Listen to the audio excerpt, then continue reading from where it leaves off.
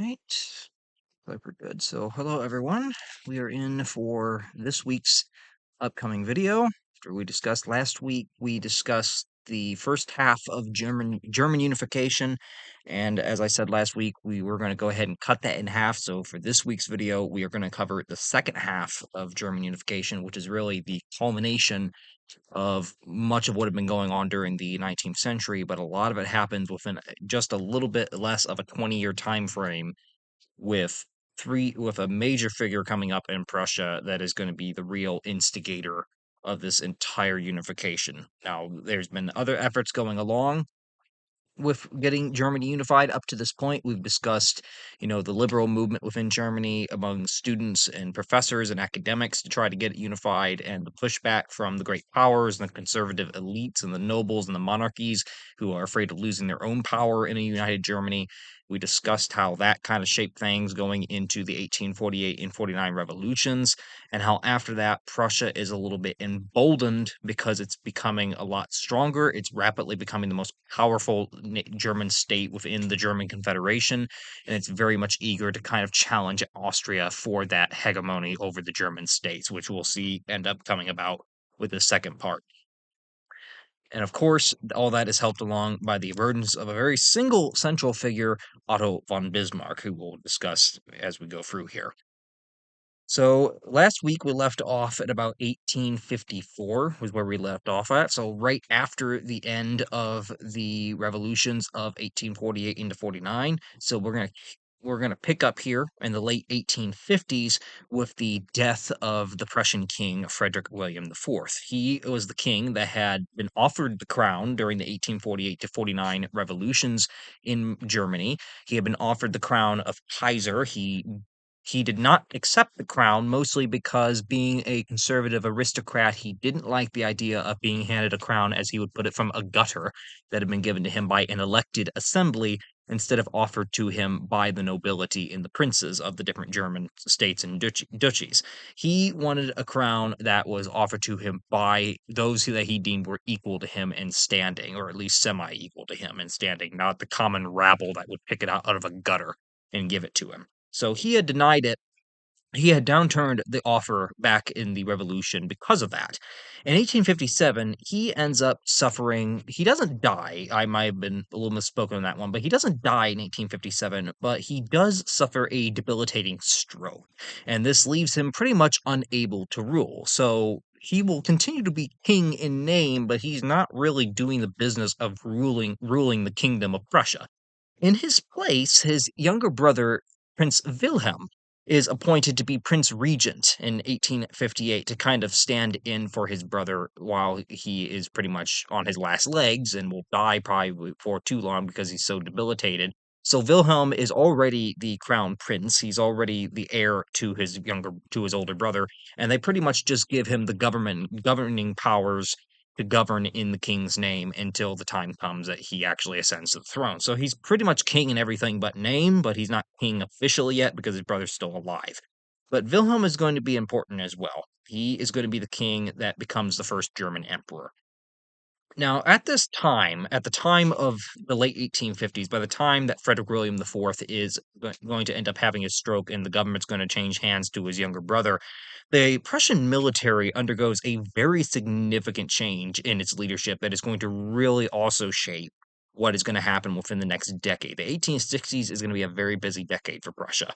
And the two most important men that come into power in the Prussian military during this time are Helmuth von Moltke, who becomes chief of the Prussian General Staff in 1857, so the same year that the king has his stroke. And that is followed by 2 years later by another major military figure, Albrecht von Roon, who would become the Prussian Minister of War just 2 years later in 1859. Now, Roon and Moltke are significant because they are going to utterly reorganize the Prussian military in a way that it has not been done before. They are going to reorganize this thing and train it in such a way that the Prussian military is going to rapidly become one of the strongest fighting forces, not just in Germany, but on the entire continent of Europe. It is going to become a force to be reckoned with under the command of these two men. Roon would immediately begin working with Prince Regent Wilhelm to reorganize the Prussian army, while Moltke would redesign Prussia's strategic defense plans by streamlining the operational command that would commence in the event of an attack on Prussia. So both of these men are utterly pretty much preparing Prussia for conflict. They're preparing Prussia for war. Prussia is becoming a lot, they recognize that Prussia is the most powerful German state. It's starting to eclipse Austria in its strength, and they want to basically emphasize that. If Prussia is becoming this powerful state, we need to have an army that is trained and ready to go whenever the Prussian monarch should deem it. So they kind of view, and Moltke in particular is a little bit of a pragmatist. He, on many terms, when Bismarck comes to power, he works with Bismarck in many ways. Now, they did have a small rivalry with each other, and Moltke wasn't always supportive of the tactics that Bismarck used, but he was very much in favor, to a certain degree, of achieving a united Germany if it meant that Prussia would be at the top of that chain. If Prussia would be on ultimate control of this united Germany, he was all for it. Now, the military reforms that were initiated by Moltke and Roon and Prince Regent Wilhelm would end up causing a constitutional crisis in 1860, where Wilhelm and the Prussian parliament would both want control of the military budget. The military budget, depending on what that is really going to determine how far Roon and Moltke can actually go out and achieve these reforms and reorganizations of the Prussian military that they're wanting to do. If you don't have the money to reorganize and get the supplies and modernization and everything else for your military, your plans are going to be cut rather short pretty quickly. So Prince Regent Wilhelm, who's heir to the throne, he very much he kind of takes the more direct monarch view that I should be in control of the military's budget. I am the commander of the military, am I not? And that doesn't really sit well with the Prussian parliament, who ultimately in the past has usually granted the funding for the Prussian military, and they argue, well, we didn't exactly sign off on all these reforms that you're doing, so we kind of want to retain control of that military budget. The change in the deadlock would come the following year, with two major events that are going to happen just about a year apart. In 1861, King Frederick William IV, he ends up officially dying. After his debilitating stroke several years before, he ends up dying in 1861, making Prince Regent Wilhelm now King of Prussia. He is now King Wilhelm.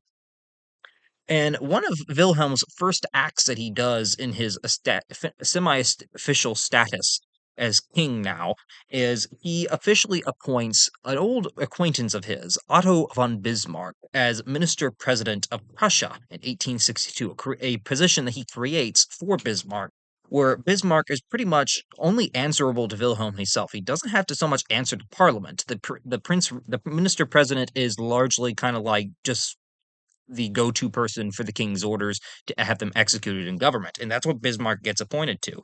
Bismarck, since he largely only answers to the king and not to the Prussian parliament, and he's a conservative himself on the side of the king, he gives Roon control of the military budget. So he ends up siding with Wilhelm's side of the argument and says, you know what, I have the power to. Guess what? Military gets to be in control of the military budget. I don't care what parliament says, I'm giving it to them.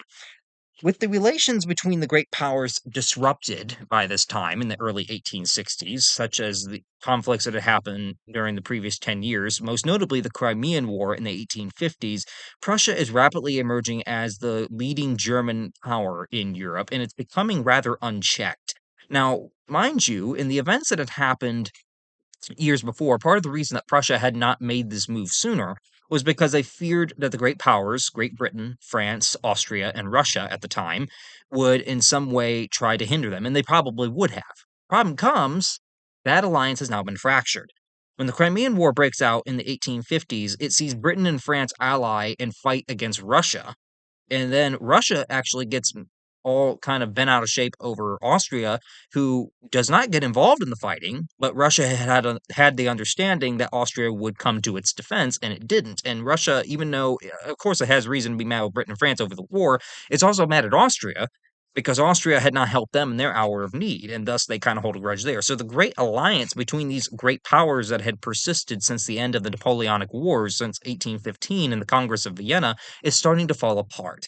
And as a consequence, they're not really too concerned with affairs going on in Germany, what will become Germany, with the exception of Austria, of course, who's eyeing Prussia very warily. They know that they're kind of getting outclassed, but Austria also knows that with the fracturing of the great powers, they're also becoming rather isolated in their little quarrel with Prussia. They can't exactly rely on the other great powers to come to their assistance if something should be done. Now, Bismarck would focus during his term of power, which would last well into the 1890s. He would become prime minister. He would literally become the not prime minister, but chancellor of the German Empire, which he would hold well into the early 1890s when he ended up getting dismissed. So he's going to have like a 20 some year, almost 30-year career here. Yeah, well, 30 years. And Bismarck is going to focus on a different strategy toward achieving Prussian greatness and toward achieving a possible unification of Germany, one that he calls Realpolitik. And Realpolitik is focused on exhibiting Prussia's power through diplomatic actions, possible including the possible use of the Prussian military for both for and internal conservatism as well coupled with that. Bismarck is not a liberal. He's not for democratic national assemblies deciding a unified Germany or referendums dictating which territories want to be part of what state. He is willing to use force if needed to achieve a German unification. Bismarck is willing to do that, but he's also willing to take the diplomatic measure and play the strong hand. He knows Prussia is the most powerful German state. He knows that Prussia has a massive industrial economy that could be awakened under the right circumstances. He knows that the great powers aren't really in a position to really go against Prussia right now. So he is playing the reality of politics in real point. He's trying to achieve an outcome with what he has, with what he knows to be true, and basically, in some ways, trying to call country bluffs in some points. As Bismarck would state in 1862, some, uh, uh, just a year into his position as Minister President of Prussia, he stated in a speech that great questions of time would not be decided by speeches and majority decisions, as liberal academics would so believe, but by iron and blood, by the production and the strength of the German people, and by possible warfare. He acknowledged that if we're going to achieve a united Germany, as so many of our countrymen believe that we're going to achieve, I am not playing around with the democratic ideals anymore. I am playing around with the reality of politics. And the reality is, we may have to use Prussia's strength to achieve it. We cannot let the other powers bully us around through democratic referendums and voting and everything else. That don't get us nowhere. That didn't work in 1848 and 49. It's not going to work now. It didn't work in the decades before. It's not going to work now. So now we're going to do it my way, coupled with the conservatism that I have of the nobility and the monarchy are the right system for Germany. They brought strength and prestige to Prussia so far. They are going to continue to bring that as long as we keep them in power and we can keep the prestige status that Prussia has gained on the European world stage by using that strength wisely to achieve the outcome that we want. So by 1862, the idea for a German nation state is starting to shift. Gone was the pan Germanism of the liberal democratic revolutions of 1848 and 49. That was done. That had failed, and many Germans, including Bismarck, had correctly pointed out, why would we try it again? It didn't work the first time. Conservative realpolitik was prevailing mostly because of Bismarck's ascension to the position of Minister President of the Kingdom of Prussia, which is aiming for a unified state linked to the Hohenzollern dynasty that rules the Kingdom of Prussia, like King Wilhelm. He's a member of the Hohenzollern family. Bismarck knew that the individual treaties between the separate German states could possibly prevent him from unilaterally unifying them. So instead, he came out with the strategy that they would unify with Prussia if we can provide them with a common enemy that will attack them first to rally the German states behind our leadership. We will be there to protect them in the event that a major crisis like that were to come about. And that would kind of force these smaller German states and duchies into coming under Prussia's wing. Kind of like the big mother bird that, oh, the little chick's getting attacked by, some kind of a predator. What do? They go to their mother. they go to the mother bird who kind of takes them under the wing, kind of protects them against whatever the big threat is. And that's what Bismarck is kind of aiming for with the smaller German states. He sees Prussia as kind of the big mother hen that when one of the smaller states is threatened, they're all going to flock and go to for protection to defend them. And that's what he wants Prussia to be, to kind of achieve the unification that he has in mind. Now, there will be a sequence of three major events that are going to come about to bring about this German unification with Realpolitik and Bismarck. And these three separate events are probably the three biggest events that are really going to be important going forward. So, before we get into the first one here, just to understand the three figures that we have here, this is a picture taken in 1863 of the three big figures who are going to play a role in the final unification of a German state. This is our three very dedicated figures. On here on the far left we have Otto von Bismarck, who will become the first chancellor of the German Empire, but at the time he is Minister President of Prussia. He is going to be instrumental more than any other in the formation of a united Germany. But we also have his two military compatriots who are going to be just as influential in many terms. Albrecht von Roon, is chief, who is not chief, not chief, that's Moltke. But Roon is the Prussian Minister of War, who's going to help the king kind of get a lot of the reorganization going along with his compatriot Prussian minister, the Prussian Chief of the General Staff, which is Moltke, Helmuth von Moltke. So Roon, Prussian Minister of War, Moltke, Chief of the General Staff, and Bismarck is the Minister President. These are going to be the three major men who are going to play a massive role in the formation of a united Germany. And then, let's see here. We can probably show that one right now just because it does fit with what we are discussing. And here is a portrait of the new Prussian king who will become the first emperor, King Wilhelm, Wilhelm I.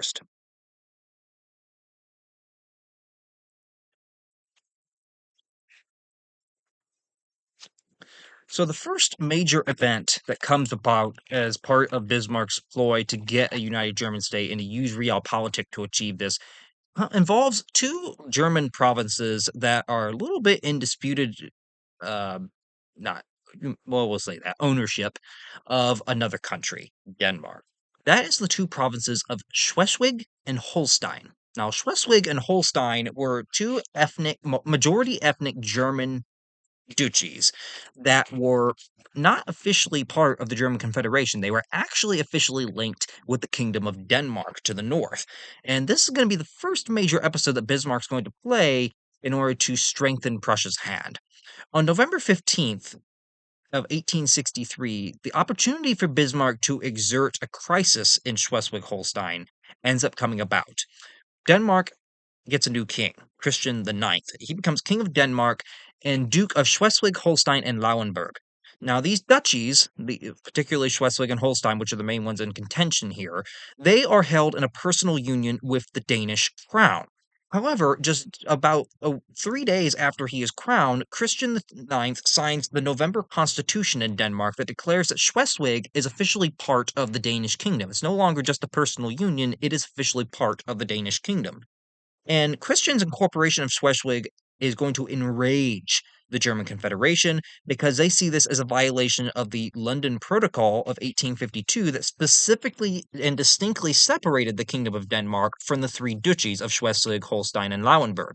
They're arguing that this violates that agreement. You are not to be holding these. It's basically an annexation by the Kingdom of Denmark of an ethnic German duchy that they have long held is semi-independent, is just recognizing itself with the Danish crown.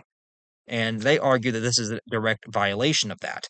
The duchies were majority German in ethnicity, and they wished actually to remain separate. It was not the will of Holstein or Schleswig to go and be officially annexed by the Kingdom of Denmark. They wanted to maintain their semi-independent status. Diplomatic efforts by the German Confederation would try to get Denmark and Christian IX to repeal the new constitution that had officially incorporated Schleswig into the empire, into the kingdom.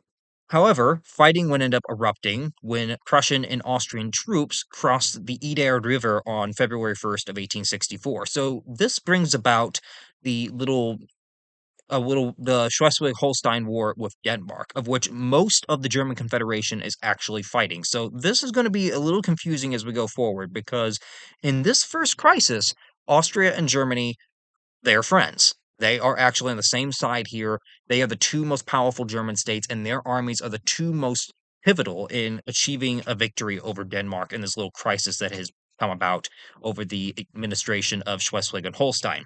So in 1864, this goes into outright war, with the German Confederation end up declaring war and the different German states sending troops, particularly Prussia and Austria, in order to get Denmark to back out of these two duchies. The Danish army would try defending Denmark by using an ancient earthwork known as the Denverk to hinder the enemy advance, but this would absolutely fail to work against the advancements of the Austrian and the Prussian militaries, as their combined might was far too much for anything that the Danish had.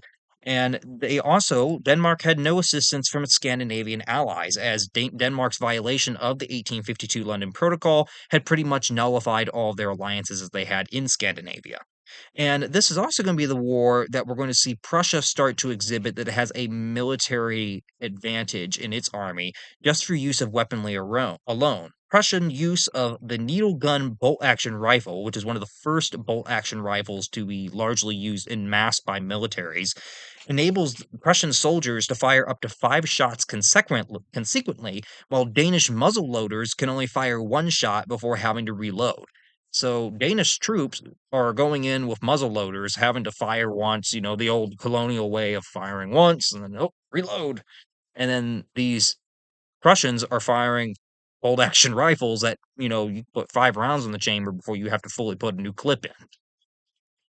Of course, you have to cycle the bolt every time you fire, but they don't have to, put a bunch of powder in and everything else after every single shot, which is a major advantage for the Prussian military. Austria and Prussia and the German Confederation as a whole would win the war against Denmark, and they would take control of Schleswig and Holstein with peace that was signed later that year on October 30th of 1864. So the first crisis is over. Prussia has gone together with the other German states, displayed its military tactics are superior to some of the other European powers like Denmark, and it has gone in and saved ethnically German duchies and advanced its own prestige. Now, it has done this in coordination with the other German states.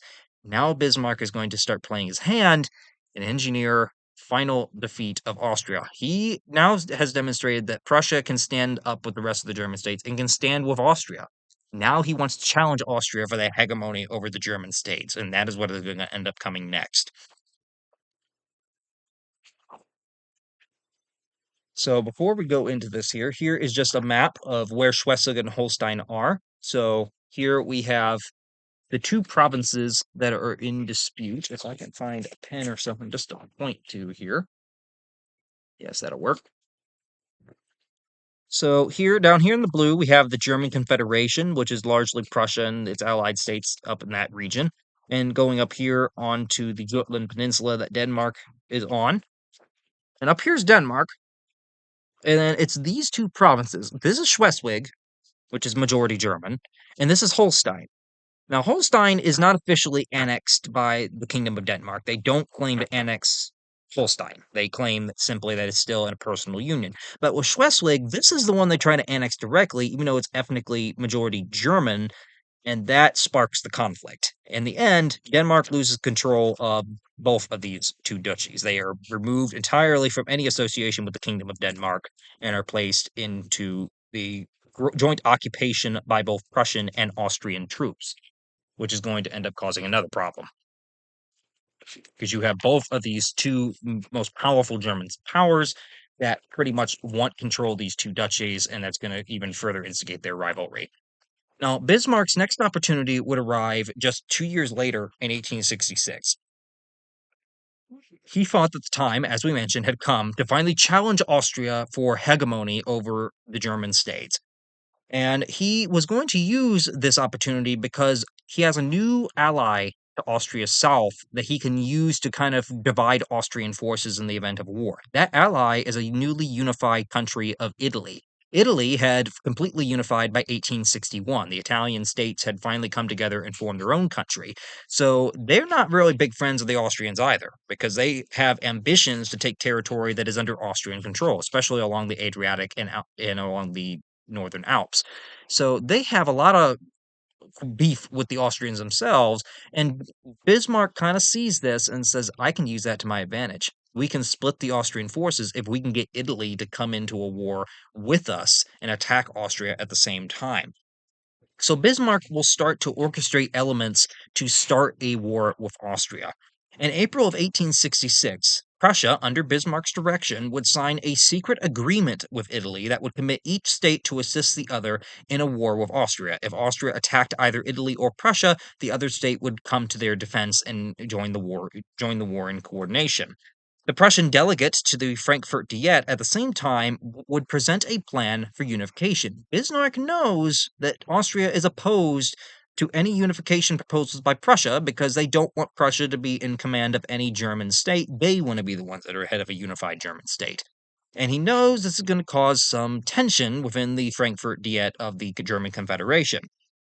In the proposal that the Prussian delegate puts through, he calls for a national constitution, a directly elected diet, and universal suffrage. These are rather liberal ideals, and it isn't that Bismarck's fully committed to actually doing these things, because he's a conservative himself, and liberal skeptics within Prussia saw that Bismarck's proposal was simply a ploy. They knew that Bismarck was not being sincere about these proposals that he was having the delegates offer in the Frankfurt Diet because they'd seen what Bismarck had done at home to liberal advocates of a German unification, that he had not embraced their policies, that he'd opposed them from the start. And then they're starting to say, like, wait a minute. So you oppose us at home, but now you're proposing that in the Diet. Yeah, you're not serious. You're just trying to engineer a crisis because you know that historically Austria has been absolutely opposed to any liberal unification ideas, and that is the most likely idea to irk them. Remember what happened with Prince Metternich and during the first half of the 19th century, where anytime there was these liberal gatherings, he would absolutely crack down on any kind of liberal nationalistic talk. That is what Bismarck's trying to provoke here. He knows that that will provoke Austria, so he's using that. He has no intention of actually putting forward a national constitution and a directly elected diet. He has no intention of doing these things. He's saying it, though, because the Austrians don't know that. The Austrians don't know that, and it will be more than likely to provoke them into declaring a war. The debate in Frankfurt would ultimately end when Italian troops would begin moving on the Tyrol and Venetian borders, which would cause Austria to partially mobilize its troops, and Italy would start to fully mobilize for war. With the war between Austria and Italy about to kick off, Prussia is now obligated by treaty to come in on a possible war on Italy's side, which is when the secret agreement gets out. Moltke was granted command of the Prussian forces on May 1st, and he began full mobilization of the Prussian armies in response. So, as war is starting to loom between Prussia and Austria and Italy, the states of the German Confederation are in utter kind of division. There are some states that are, of course, allied with Austria. There are others that are allied with Prussia. And then there are several states within the Confederation at the Diet in Frankfurt, including Bavaria, Württemberg, and Saxony, that were advocating for complete demobilization in the German Confederation on both sides of the aisle, despite Bismarck's promises and threats to them if they didn't support Prussia in some way. Prussia's only pure German allies at this point were the two small duchies bordering Brandenburg, but Austria didn't have a whole lot either, except for those in the south of Germany, and there were many states that were just opting to try to remain neutral. They didn't want to get involved in this at all. Catholic populations supported Austria in the German states, while liberal politicians across the Confederation saw the war as only beneficial for the royal dynasties. They saw what this was going to end up being. This was going to be a war between Prussia and Austria to see who is going to be the head of united Germany. Is it going to be the Hohenzollerns of Prussia, or is it going to be the Habsburgs of Austria? That is all they see.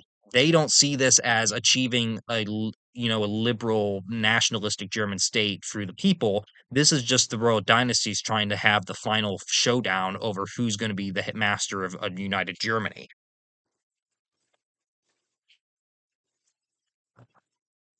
So, arguing over the joint administration over the Schleswig and Holstein provinces would end up officially start to kick off this war. Prussia would accuse Austria of violating previous agreements that they had agreed to in the occupation of these two duchies, which Austria would absolutely deny that it had not broken any or violated anything, and it probably hadn't. It was probably just Bismarck trying to play his hand, and Prussia would officially kick off the hostilities by invading Holstein on June 9th. The German Confederation would then reject Bismarck's earlier proposals of a national parliament and proposal for national unification, and instead voted for partial mobilization against Prussia as a response.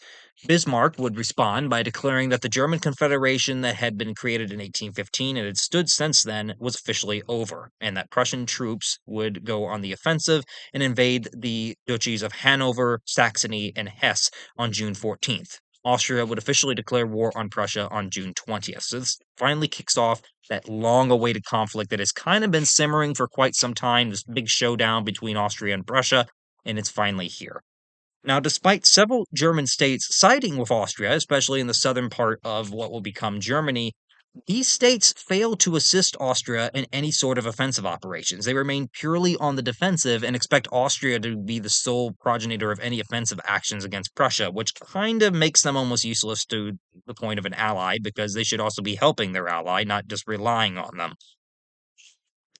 France had also promised aid, but it also came in far too late as France was at first trying to remain neutral and then trying to pick a side because they didn't know who was going to win.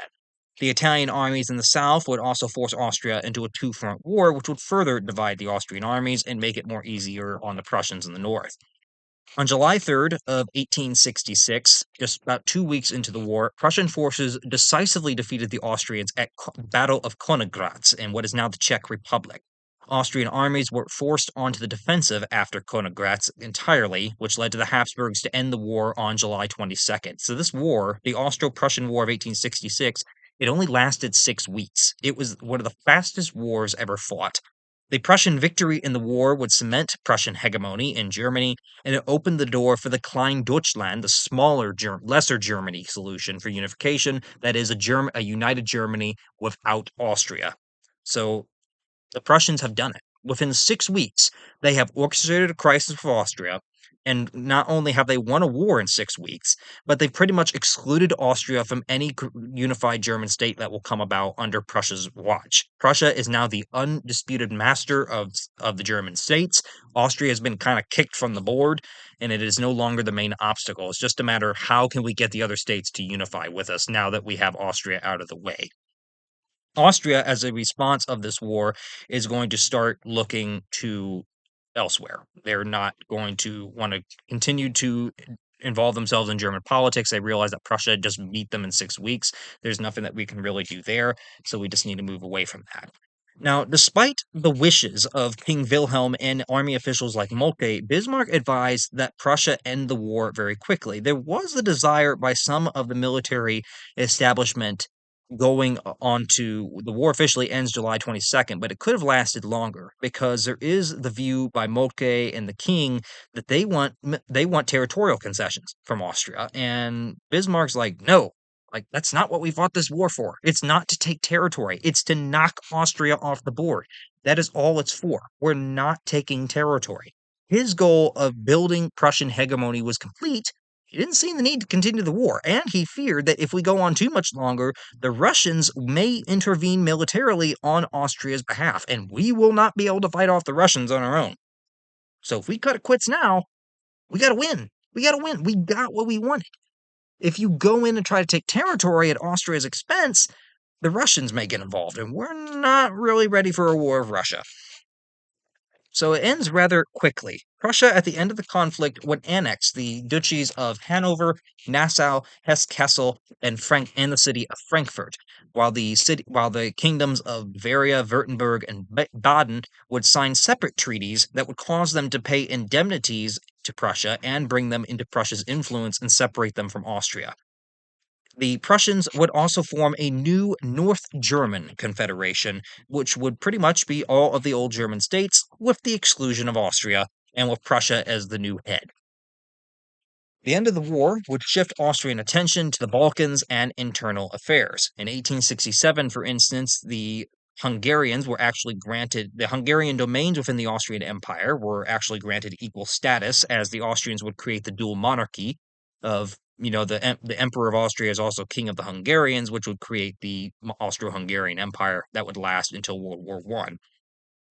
The Prussian victory, however, would also damage relations with neighboring France. And French Emperor Napoleon III, the nephew of Napoleon Bonaparte, he believed that he had somehow been promised the annexation of certain regions of Luxembourg and Belgium in return for his neutrality during the war by Prussia. When he did not get these annexations and Prussia did not support his claims to them, he grew rather suspicious of Bismarck and his motives and kind of started developing a very antagonistic look toward Prussia and the North German Confederation as a whole. And that is going to play right into Bismarck's hands because that is the third crisis he needs. So the three lessons that have been learned from the Austro-Prussian War.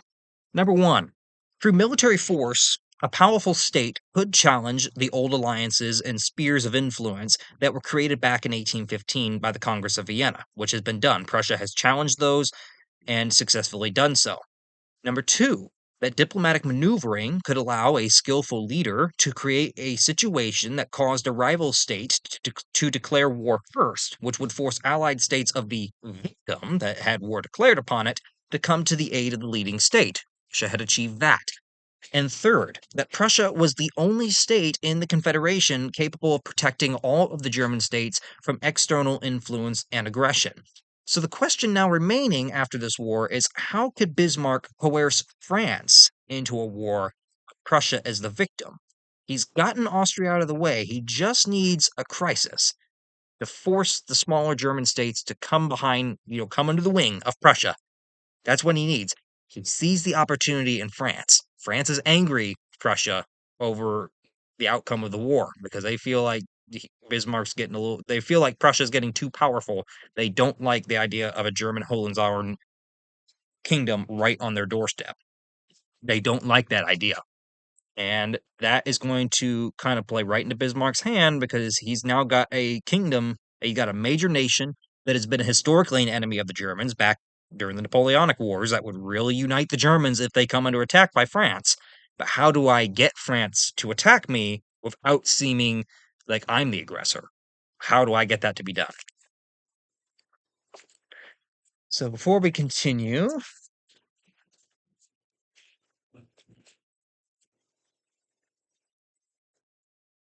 yep, we'll show that one as well.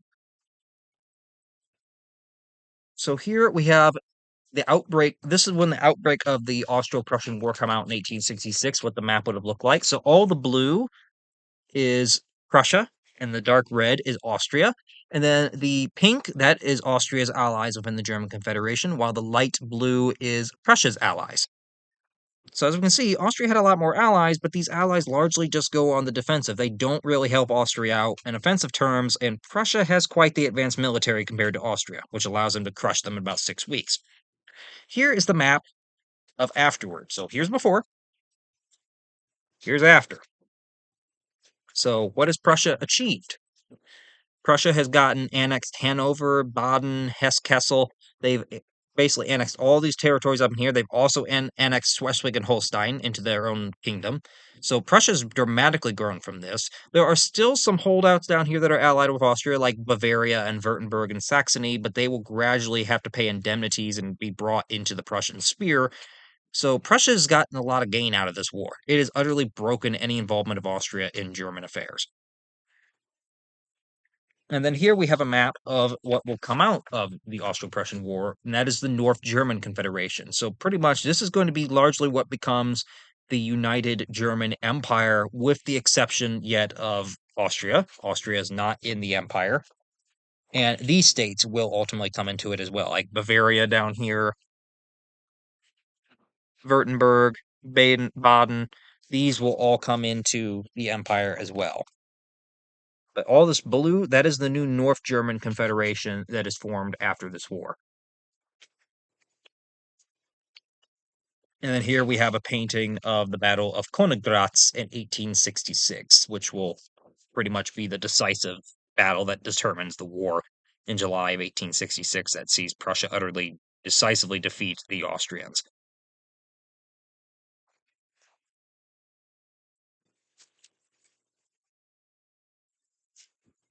So Bismarck is trying to figure out, how do I provoke France into a war?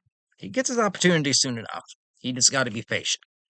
In 1868, the Spanish Queen Isabella II was overthrown in a revolution in Spain. Now, they might think, no, how is this going to impact Spanish French relations? Well, think. Spain also borders France. That provides Bismarck an opportunity. Isabella would flee to Paris in exile, but the throne would remain vacant as the Spanish tried to find a new monarch to rule them. The Spanish would search for a Catholic successor, but three candidates that they proposed were all rejected by Napoleon III of France, who argued that I am the protector of Spain. France is a border. We have the big border of Spain. We have an interest in what ruler gets put in place there. So all three of these candidates that Spain puts forward are utterly dejected by France. They say, nope, that's not happening. We're not doing that. Like, I don't agree. I don't like these candidates. In 1870, the Spanish throne would be offered to Leopold of Hohenzollern-Sigmaringen, a prince of the Catholic branch of the Hohenzollern family, of Wilhelm's family. Bismarck encouraged Prince Leopold to take the crown and to accept the Spanish throne. He knew that this could provide a major ally in the event of a war with France, but at the same time, he knew that this would also enrage France. Napoleon III was utterly opposed, as Bismarck predicted, as that would mean that there would be two countries on France's border that would have German kings, and that was absolutely unacceptable to him. He was not going to allow two German kings to rule the two countries that pretty much surround France on two ends.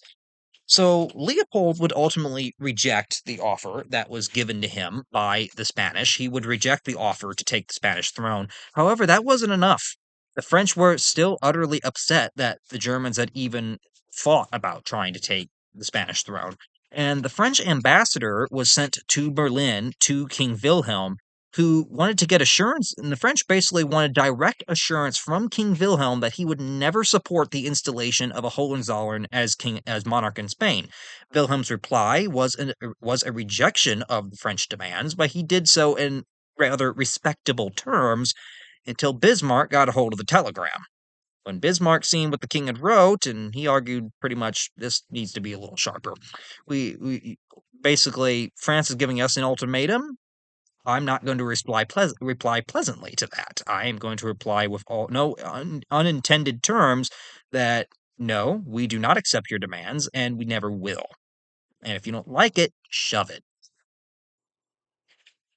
So Bismarck takes the wording of the telegram that King Wilhelm has crafted to send to the French in response to their demands. He takes this telegram and words it a lot more sharply, a lot more defiantly, which then it gets sent to Paris. And when word of that telegram reaches the French public, they are absolutely outraged at what they perceive as an insult to their nation, and they demand war, which will lead us into the final war that Bismarck wants. Now, France's lack of territorial gains from the Austro Prussian War would combine with public anger, and that would finally convince the French Emperor Napoleon III to declare war on July 19th. He had been somewhat hesitant to at first because he did realize that if France went to war with the North German Confederation and with Prussia, that France was going to be on its own. Austria is in no position to go back to war with Prussia. They got utterly beat just less than 4 years ago. They're not in a position to do this again. And he also realizes that Britain is not really in an attitude to want to help France out. So if France goes to war with the North German Confederation, it's going to have to go to war on its own. So at first he's hesitant, but eventually on July 19th of 1870, France declares war on Prussia and the North German Confederation as a whole, since it was Prussian run. Now, all the states of the German Confederation did exactly what Bismarck thought they would do. Under threat of war with France, which they had seen as a very big historical enemy and a very big concern, all the states of the North German Confederation rallied behind Prussia's leadership, putting their militaries under Prussian command. They all did exactly what Bismarck wanted them to do. They came flocking to the mother hen. and he got away with pretty much painting France as the aggressor. Prussia had not declared war, France had. Moltke and Roon's military reorganization of the Prussian military would absolutely overwhelm the French armies. Prussians would concentrate attacks on specific points during their campaign into France, which was very reminiscent of what Napoleon Bonaparte had actually done many times during his career. And they would also mobilize much quicker than the French, utilizing Prussia's extensive rail system to transport their troops to the front line without getting them too exhausted, while the French armies often had to march on foot, which meant that they were utterly exhausted and had to rest once they got to their destinations after marching God knows how long. By August, the Prussians had won several victories against the French at Spicheren, Wörth, Mars-la-Tour, and Gravelotte. The main French armies were then put into a retreat, which allowed the German armies to advance on Metz and Paris. On September 1st, a big defeat comes. The Prussians end up capturing the French Emperor. French Emperor Napoleon III ends up getting captured along with his entire army around the town of Sedan, which would overthrow his government. As back home, his rivals instantly took that moment. The emperor's been captured. We can overthrow his government. And they do so immediately. The Second French Empire is officially abolished, and a new Third French Republic is declared. However, the Republic is very much the French people want war with the German states. They utterly are mad at them. So even though Napoleon III is no longer in power and he's been captured and his monarchy has been abolished, the new French Republic still is in favor of continuing the war, and they vow to do so, which will then lead to the French refusing to surrender, which leads to a siege of Paris, which the Prussians will lay siege to Paris from September of 1870 until January of 1871. On January 18th of 1871, at the Hall of Mirrors in Versailles Palace, the German princes and nobles of the different German states and duchies within the North German Confederation and within the other states that had kind of come into Prussia's fold and their military commanders would go to the Palace of Versailles in the Hall of Mirrors and officially proclaim King Wilhelm I of Prussia as Kaiser of the Germans, Emperor, and thus establishing what will become the German Empire, a unified Germany. What King William IV had not done in 1848 and 49. He had not accepted the crown because he argued that I want it to come from the princes and the nobility. It has to come from them. I will not take it from an elected legislature. This is exactly what happens in 1871. Princes and nobility, having seen Prussia as kind of being their savior during this whole crisis and leading them to victory over the French foe, voluntarily place their kingdoms under the governorship of a king of Prussia as part of a German Reich, a German empire. They will still keep their monarchical seats at their independent kingdoms, but ultimately the king of Prussia is also head of all of the German states as well. So like there's still a king of Württemberg. There's still a there's still a king of Bavaria. There's still a king of Prussia. But the king of Prussia is also German emperor and kind of like the nexus of all of them. So it's kind of interconnected. None of them are losing their seats, but they are now going to be somewhat subservient to a higher power. But they view that Prussia had earned it. Prussia had led them to victory against an enemy that had long been, a subject of rivalry to the German states and a long tender of animosity toward each other, and that provoked them into agreeing to such term. The war would officially end on January 28th, with France signing the Treaty of Frankfurt. It would relinquish the regions of Alsace and Lorraine to the newly formed German Empire. It would also pay an indemnity that was equal to that imposed by Napoleon on Prussia back in 1807. German administration of Paris and northern France would also be done, with a staged withdrawal planned as the installments were paid of this indemnity. So, as the French made payments on the indemnity as part of the end of the war, German troops would slowly leave the country.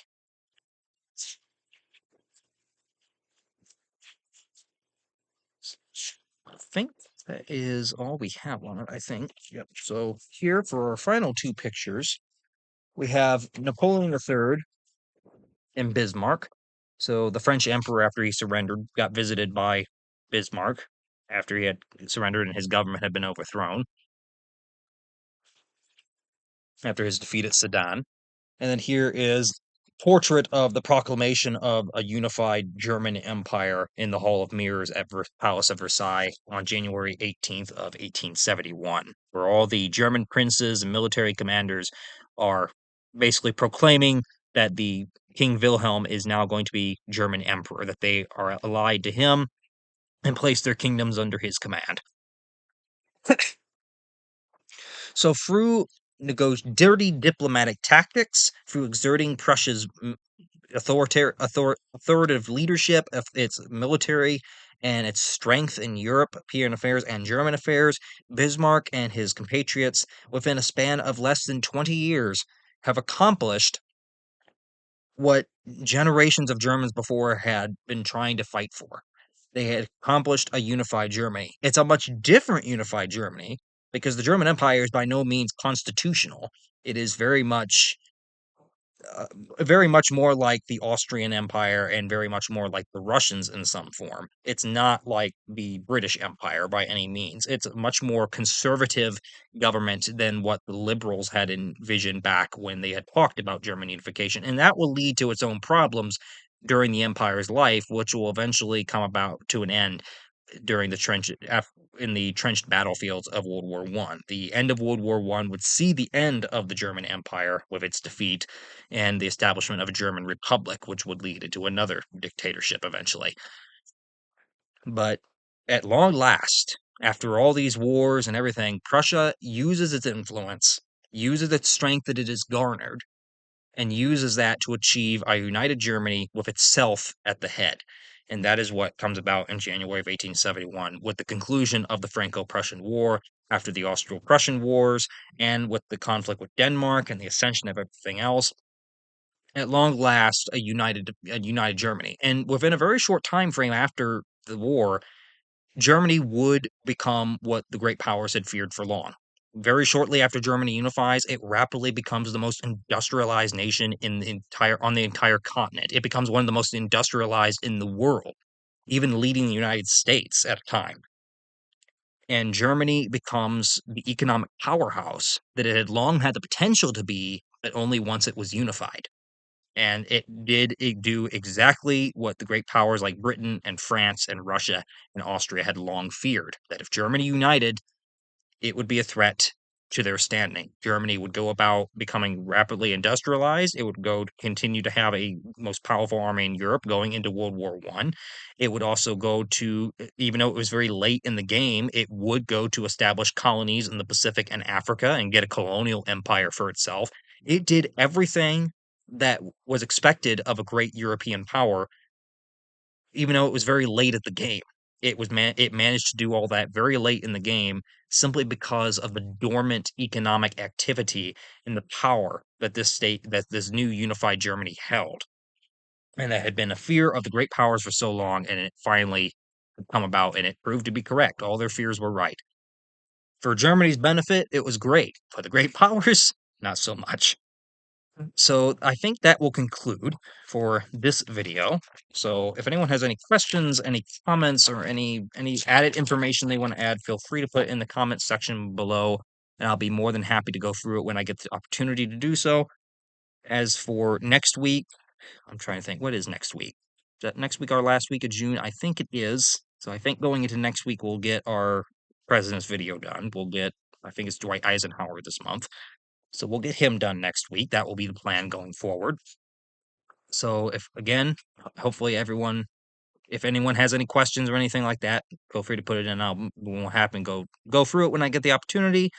Hopefully everyone stays cool this weekend because we have a massive heat wave coming up here in the eastern United States, at least. I believe Sunday and Monday, I believe we're looking at like near 100, if not over 100-degree temps. So hopefully everyone stays safe and cool this weekend and going into the start of next week as we go through a massive heat wave. I don't think we've had one like this in a while, so it'll be a change. So hopefully everyone stays safe, stays cool, and we'll see you all back here next week for the next video.